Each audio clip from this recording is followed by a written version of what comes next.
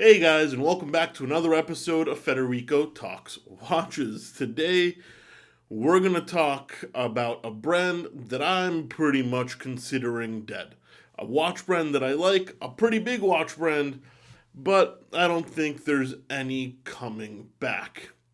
Now, of course, before we get started, customary wristwatch check. I am still wearing my H. Moser Aventurine Dial Perpetual Moon.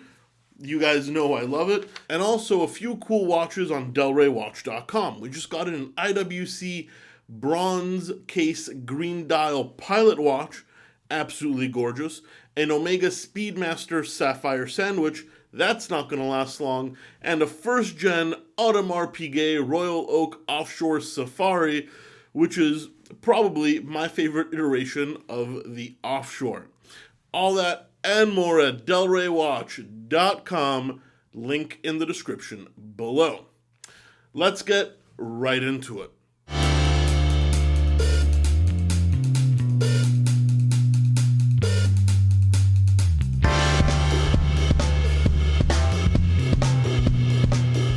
Alright guys, well we're going to talk about a brand that I pretty much am going to ring the death knell for, a brand that I like, a brand I've talked about before, and a brand that I used to work with the owners, and that is Baume and Mercier. A well-known Swiss watch brand in entry-level luxury that currently makes some very handsome watches, but was never particularly great value for money. They were heavily discounted. However, a brand I really did like. I thought they made handsome watches. Well, I started analyzing them a little bit, and I came up with 3 reasons that I think this brand is dead, kaput, gone, dead and buried and never coming back. And you guys let me know what you think. I honestly think it's sad. I don't want to predict it, but I honestly don't see it coming back. So the first point is the failed rebranding. Richemont Group, the owners of Baume Mercier, came out with another brand called Baume, basically half the name Baume and Mercier, that made some crazy, I don't know, green watches, very cheaply made watches with modern designs. I made a video talking absolute crap about them when they first came out, and everybody pretty much hated the idea. And I also thought it was a bad idea to share the name with Baume Mercier. Well, if you go to Baume Mercier's webpage, this separate project is now on the Baume Mercier webpage. So these new crap Baume watches are now part of Baume Mercier, which is pretty much a failed rebranding because it's confusing. They share no brand DNA. No one gets what's going on, and they're obviously trying to get like the young hip crowd with these, pretty much cost-cut watches with modern designs. I think you pretty much took any little cachet Baume Mercier had left, flushed it down the toilet. So that's reason 1. Reason 2 is something a little bit more business related, a little bit more insider related. Well, essentially, let me explain. Most brands have operations. They have an office staff. Well, they're wholesale people, they're retail people, and smaller brands.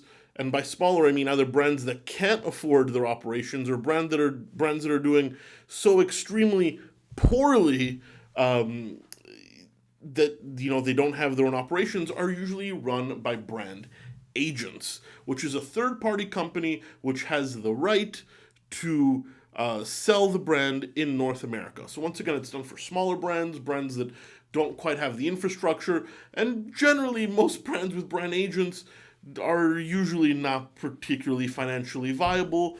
Most agents carry multiple brands so they can pay the bills, but this isn't necessarily true. Well, Baume Mercier is owned by Richemont. Richemont had their headquarters on the corner of 52nd and 5th Avenue in New York, a building I knew well because I used to work for Richemont. I used to work for Piaget on the 6th floor.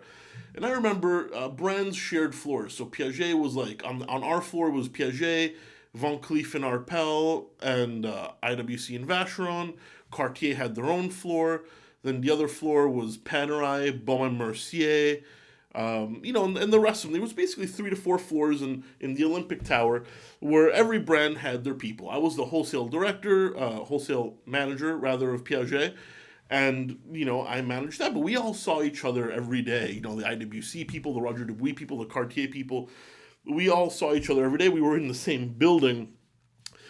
And so they don't need brand agents. Baume Mercier, it's owned by Richemont. Richemont has hundreds of employees in North America. Well, it looks like Richemont pretty much gave up on the brand. And for the first time in the history, at least to my knowledge, a brand owned by Richemont and Swatch Group, the two biggest groups, is now being managed by one of these kind of registered agents, by one of these. Basically, Richemont doesn't want to run Baume Mercier anymore in North America, and they gave it to a brand agent. Now, brand agents, really only care about sales. That's how they get paid. They sell the watch, they take a cut. Let's say the margin's 50%, the brand manager takes 10%. So, the more they sell, the more they make. But that's not necessarily good for the brand, because they could be selling to the gray market. They could be dumping product. Usually these agents don't do very good things long term for the brand. Obviously, I'm talking generalizations. But for a company like Richemont that has all their resources in North America to basically not want to hire anybody to work for one of their companies, Baume Mercier, and just telling a third-party company, hey, you guys can have it. You run with it, we're good. If that doesn't tell you what the future of the brand is, I don't even know. It's like a mother leaving their child in the middle of a forest and driving away. I can't put it any better.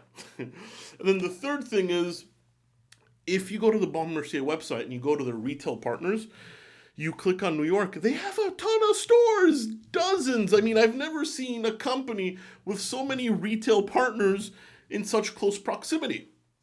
And that makes a lot of sense. Usually, when you open a retail store, so when I worked for Piaget and I wanted to put my product in Tourneau, Dallas, you get an opening order. So Baume Mercier, I imagine it's like $50,000, $60,000. So every store they open, they get money up front. They get an opening order. And then the rep checks in month to month to make sure that they sell, and when they sell, they get reorders. But with so many stores in such close proximity, they're competing with each other. They're in great stores like Wempe, and they're in shit stores like Macy's. They're in the mom and pop retail stores, and they're in Tourneau. They're on Fifth Avenue, and they're in, not great neighborhoods. And so basically I can tell just by opening all these random locations up with, no regard for prestige or geographical location or any kind of strategy at all, that they only care about the opening order. And that is how it seems Baume Mercier is surviving, is just by opening as many stores as possible, dumping all their watches in those stores, and when those stores can't sell it, they dump them to gray market dealers, which is why Baume Mercier is a 30 cents on the dollar brand. And it's only going to get worse with the brand agent and without Richemont oversight. And I can't even imagine what these cheap new watches are going to do. It just seems like a hot mess. I think Baume Mercier is dead. It's at the very least, it's in hospice care at the moment. I don't see it coming back. I don't see any positive things happening apart from their handsome watches. But business-wise, boy, this turkey is done. Anyway, guys, that's it for today. Please give it a thumbs up if you enjoyed it. It really does help. And please don't forget to subscribe so you don't miss any content. Guys, thank you so much, and I'll catch you in the next one. Take care.